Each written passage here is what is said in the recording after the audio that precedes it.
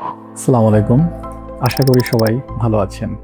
কোনো একটা ডিজিজের ম্যানেজমেন্টের জন্য একটা লাইফস্টাইল এবং মেডিসিন, পাশাপাশি একটা খাদ্যাভ্যাস মানে ডায়েট ম্যানেজমেন্ট, এটা খুবই ইম্পর্ট্যান্ট।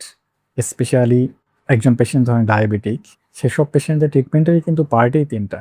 আমরা বলি 3D, মানে ড্রাগ, ডায়েট এবং ডিসিপ্লিন। সেরকম কারো হাইপারটেনশন, হার্টের পেশেন্ট অথবা কারো কিডনি পেশেন্ট অথবা কেউ ফ্যাটি লিভারের পেশেন্ট, এসব পেশেন্টদের জন্য কিন্তু ডায়েট ম্যানেজমেন্ট বিশাল একটা ফ্যাক্টর। এখন আমরা বক্ষব্যাধি ফিজিশিয়ান যারা, আমাদের কাছে যে পেশেন্টগুলো আসে, অনেক সময় দেখা যায় পেশেন্ট দীর্ঘদিনের কাশি অথবা তার দীর্ঘদিনের শ্বাসকষ্ট, কেউ হয়তো অ্যাজমা বা সিওপিডি, কেউ ডিপিএলডি রোগ বা ব্রঙ্কাইটিস। তো এসব রোগে দীর্ঘদিন তারা সাফারিংসের মধ্যে আছেন, অথবা দেখা যাচ্ছে যে অনেকেরই হয়তো রেগুলার বেসিসে কাশি বা শ্বাসকষ্ট থাকে। তো এই যে কাশি বা শ্বাসকষ্ট, এদের জন্য কি আসলে স্পেসিফিক কোনো ডায়েট হেল্প করে কিনা এদের ট্রিটমেন্ট পারপাসে? হ্যাঁ, আমরা একটা বলি যে যেসব পেশেন্ট এরকম দীর্ঘদিনের কাশি বা শ্বাসকষ্ট আছে, তাদের জন্য ডায়েট ম্যানেজমেন্টটা ঔষধের পাশাপাশি এবং লাইফস্টাইল ম্যানেজমেন্টের পাশাপাশি খুব ইম্পর্ট্যান্ট। যেরকম একজন পেশেন্ট অ্যাজমা আছে, তো অ্যাজমা পেশেন্ট যারা আমাদের কাছে আসেন, শুরুতেই তাদের একটা কোশ্চেন থাকে যে সবকিছু মেডিসিন লেখার পরেও, প্রেসক্রিপশন করার পরে তাদের কোশ্চেন অথবা আমাদের একটা পরামর্শ যে আসলে কোনো খাবার বাদ দিবে কিনা তারা, বা কোনো খাবার খেলে ভালো হবে কিনা। এই ডায়েট নিয়ে পেশেন্টরাও যেরকম কনসার্ন, আমরা ফিজিশিয়ানরাও একটা পরামর্শ দেই যে হ্যাঁ, অ্যাজমা পেশেন্ট যেহেতু একটা অ্যালার্জিক, যাদের প্রিডোমিনেন্ট অ্যাজমা, যারা অ্যাটোপিক অ্যাজমা, যাদের মানে কোনো জিনিসে অ্যালার্জিক হিস্ট্রি আছে, সেটা হোক ডাস্ট, কোল্ড অথবা কোনো ফুড, এরকম পেশেন্ট যারা থাকেন তাদেরকে আমরা স্পেসিফিক একটা ডায়েট ম্যানেজমেন্টের কথা বলি।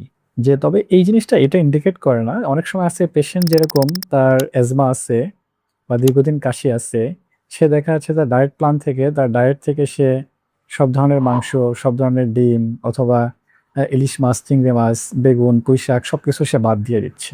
আসলে ব্যাপারটা অ্যাজমা ম্যানেজমেন্টের ক্ষেত্রে এরকম না।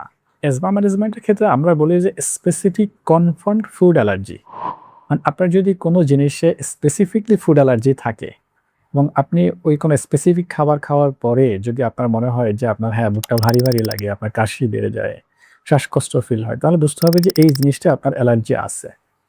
এটা এরকম না যে এই জিনিসটা খাওয়ার পরে আপনার স্কিনে কোনো র‍্যাশ চলে আসছে বা স্কিন ফুলে যাচ্ছে কোথাও চুলকানি দিলে।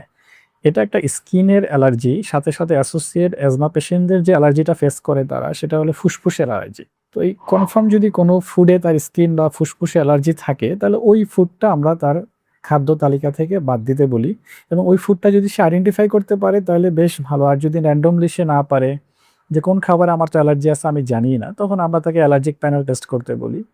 যে আপনার সব ধরনের খাদ্য তালিকায় যে খাবারগুলো আমরা খাই, এই খাবারের মধ্যে কোন, কোন জিনিস অ্যালার্জিক, এটা স্পেসিফিক করে দেয়, তখন ওই জিনিসগুলো আপনাকে এড়িয়ে চলাটা ভালো। তবে কমনলি তারপর একটা পরামর্শ থাকে যে অনেক ফুডই আছে যেটা সে হয়তো ঠান্ডা খাচ্ছে, এই ঠান্ডা জিনিস তার অ্যাজমাটা বাড়িয়ে দিচ্ছে। সে হয়তো ঠান্ডা পানি খাচ্ছে, কোনো সফট ড্রিংকস, কোনো দাওয়াতে গিয়ে সে সফট ড্রিংকস খাচ্ছে অথবা ঠান্ডা দই, মিষ্টি অথবা ফ্রিজ থেকে বের করে কোনো ঠান্ডা পানি খাচ্ছে। তো এই জিনিসগুলো কমনলি, বাচ্চারা আইসক্রিম খাচ্ছে। আমরা কমনলি বলি যে ঠান্ডা জিনিসটা এভয়েড করাটা এটা ভালো অ্যাজমা পেশেন্টদের জন্য। কারণ ঠান্ডা জিনিস তার অ্যাজমাটা বাড়িয়ে দিচ্ছে অনেক সময়।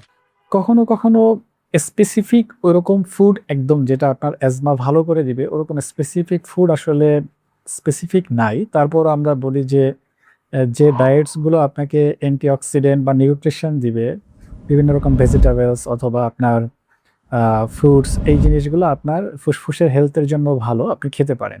যেসব পেশেন্ট শ্বাসকষ্ট, দীর্ঘদিন থেকে শ্বাসকষ্টে ভোগে, এদের জন্য ডায়েটের আসলে কোনো মডিফিকেশন আছে কিনা?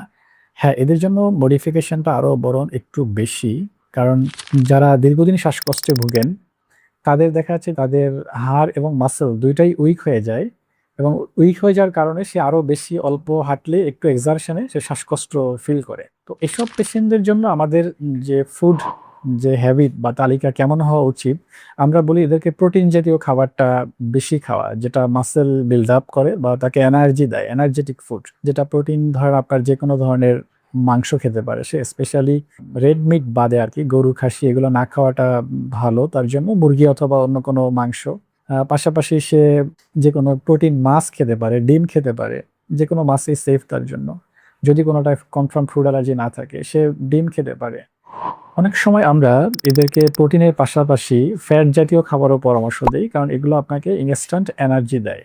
তবে একটা ব্যাপার, এসব ক্ষেত্রে আমরা যেসব ফুড তার জন্য একটু অ্যাভয়েড করাটা উত্তম, এদের মধ্যে হলো কার্বোহাইড্রেট। কারণ কার্বোহাইড্রেট জাতীয় খাবার যেমন ভাত, আলু, রুটি, এই কার্বোহাইড্রেট জাতীয় খাবারে অতিরিক্ত কার্বন ডাইঅক্সাইড প্রোডাকশন হয়। অতিরিক্ত কার্বন ডাইঅক্সাইড শ্বাসকষ্টের রোগীর এমনিতেই বডিতে কার্বন ডাইঅক্সাইড বেশি থাকে। অতিরিক্ত কার্বন ডাইঅক্সাইড প্রডিউসকারী এসব কার্বোহাইড্রেট খাবার তার জন্য কিছুটা শ্বাসকষ্ট বেড়ে যেতে পারে। কখনো কখনো আমরা এসব পেশেন্টকে কিছু ভাজা পোড়া খাবার খেতে নিষেধ করি, কারণ ঝাল মশলা তৈলাক্ত খাবার, ভাজা পোড়া, চানাচুর, ফুচকা এগুলো যখন খাবে তখন তার গ্যাস ফর্ম হবে। আর গ্যাস ফর্ম হলে হবে কি, যে তার আমাদের ফুসফুসের উপর একটা পেট গ্যাস জমে ফুসফুসের উপর প্রেশার ক্রিয়েট করবে। তো প্রেশার ক্রিয়েট করলে তার শ্বাসকষ্ট সে বেশি ফিল করবে। কখনো এসব পেশেন্টকে আমরা সল্টি ফুড অথবা এক্সট্রা সল্ট, যেটা আমরা ভাতে খাই অনেক সময়, এটা খেতে বারণ করি। কারণ দেখা যাচ্ছে যে এসব পেশেন্ট অনেক সময় যাদের পা ফুলা থাকে, শ্বাসকষ্টের পেশেন্টদের হয়তো দেখা যাচ্ছে যে সে অনেক রেস্ট করতেছে, তার কার্ডিয়াক কিছু হার্ট ফেলোর তার সমস্যা অ্যাসোসিয়েট থাকে, তখন দেখা যাচ্ছে যে সল্টি জাতীয় ফুড খেলে বা এক্সট্রা সল্ট খেলে তার পায়ে পানি আসতেছে। তো এই জন্য আমরা বলি যে এক্সট্রা সল্ট অ্যাভয়েড করা। এসব পেশেন্টদের জন্য আরেকটা ব্যাপার খুব ইম্পর্টেন্ট, যেটা হলো আপনার খাবারের নিয়মটা। কারণ শ্বাসকষ্টের জন্য অনেক পেশেন্টই আছে যে ঠিকভাবে সে খেতে পারে না। অনেক পেশেন্ট কমপ্লেন করে যে খেতে গেলে তার শ্বাসকষ্ট উঠে যায়। তো এসব পেশেন্টদের আমরা পরামর্শ দিই যে আসলে আপনার খাবারটাকে আপনি ৩ বেলা না খেয়ে ৫ বেলা বা ৬ বেলা ভাগ ভাগ করে অল্প অল্প খাবার খাবেন।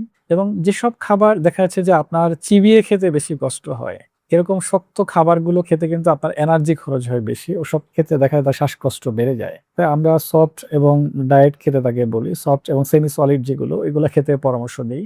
অনেক সময় আমরা তাকে ডায়েটটাকে যেরকম আমরা ৬ বেলা খেতে বলি, সেরকম অনেক সময় আমরা বলি যে আপনি খাবারের আগে অনেক সময় যে কিছু ইনহেলার আমরা দেই আপনাদেরকে, যেগুলো আপনার শ্বাসকষ্টটাকে ইনস্ট্যান্ট রিলিফ দেয়। আপনি চাইলে ১ পাফ বা ২ পাফ ইনহেলার নেওয়ার পরে আপনি খাবারটা স্টার্ট করতে পারেন। এতে দেখা যাচ্ছে যে আপনার খাবার খাওয়ার সময় অন্তত আপনার হঠাৎ করে শ্বাসকষ্টটা হবে না, বা খাবার খাওয়ার সময় আপনি শ্বাসকষ্ট ফিল করবেন না। এদেরকে আমরা অনেক সময় পরামর্শ দিই আপনি খাবার খাওয়ার পর শুয়ে পড়বেন না। খাবার খাওয়ার পর শুয়ে পড়লে পেটের মধ্যে যে খাবারগুলো আছে এগুলো আপনার ফুসফুসের উপর প্রেশার ক্রিয়েট করবে, আপনার শ্বাসকষ্ট ফিল হবে। একটু বসে থাকবেন হাফ অ্যান আওয়ার বা ১ ঘন্টা, একটু হাঁটাহাঁটি করবেন, তারপরে আপনি রেস্ট করেন। এভাবে একটা ব্যালেন্সড খাদ্য অভ্যাসের পাশাপাশি একটা পেশেন্টের যখন ক্রনিক কাশি বা শ্বাসকষ্ট থাকে, এদের জন্য পর্যাপ্ত ঘুম এবং নিয়মিত এক্সারসাইজ করা খুব ইম্পর্ট্যান্ট। অতএব মেডিসিনের পাশাপাশি আপনারা যদি খাবার এবং একটা হেলদি লাইফস্টাইল ফলো করেন, তাহলে যারা ক্রনিক কাশি বা শ্বাসকষ্টের পেশেন্ট আছেন, এরা আশা করি ইনশাল্লাহ সুস্থ থাকবেন। সবাই ভালো থাকেন।